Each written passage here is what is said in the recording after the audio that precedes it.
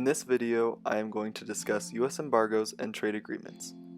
You may be asking yourself, what even is an embargo? An embargo is an official ban on trade or other commercial activity with a particular country. Embargoes are typically put in place to avoid potentially aiding a threat.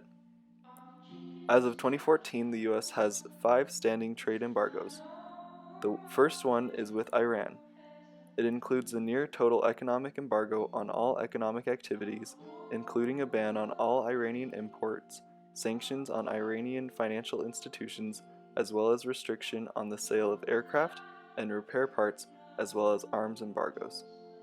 This policy began in 1979 as a response to the Iranian Revolution, but has been rapidly expanded over recent years due to the Iranian nuclear program.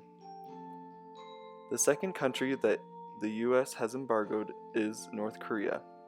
This embargo began in 1950 due to the Korean War. It includes severe sanctions justified by accusations of human rights abuses by North Korea and the North Korean nuclear program.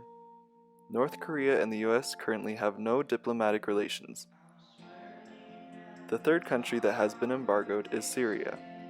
This embargo began in 1986 and is justified by Syria's poor human rights record, the present civil war, and being listed as a state sponsor of terrorism.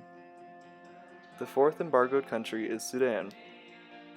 The embargo started in 1993 due to Sudan's poor human rights record, the present war in Darfur, and being listed as a state sponsor of terrorism. The final embargo is with Cuba. This embargo began in 1960 and is justified by Cuba's poor human rights record, which should be covered in another presentation. Here is an interesting fact.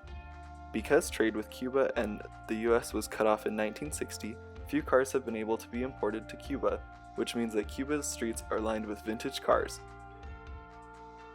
What an embargo typically consists of is no arms-related exports, controls over dual-use exports, which are goods that are usually used for civilian purposes but may have military applications, restrictions on economic assistance, and financial restrictions. Embargoes are authorized by the President and implemented by many departments, such as the U.S. Departments of Defense, Homeland Security, Energy, Commerce, Justice, and Treasury. Embargoes can also be inflicted upon persons or groups of persons that are believed by the U.S. government to potentially undermine the peace, security, stability, territorial integrity, and the democratic processes of other countries. An example of this is an embargo against several senior Russian officials close to President Vladimir Putin that potentially threaten Ukraine. Now let's talk about trade agreements. A trade agreement is a wide-ranging tax, tariff, and trade treaty that often includes investment guarantees. The most common U.S. trade agreements are either preferential or free trade. A preferential trade agreement is when preferential access to certain products is given by the participating countries. It is done by reducing tariffs, which are essentially import and export taxes, but not completely removing them.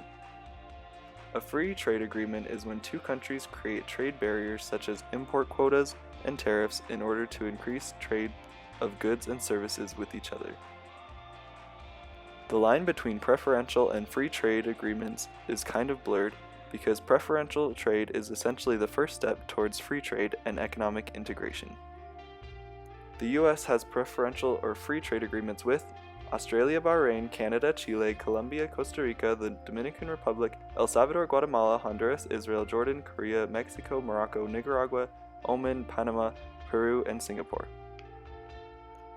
Embargoes and trade agreements have a profound effect on the way countries interact with each other.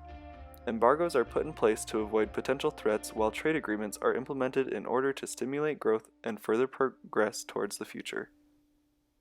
Trade can help propel us as humans to diminish conflict and one day achieve world peace for the children.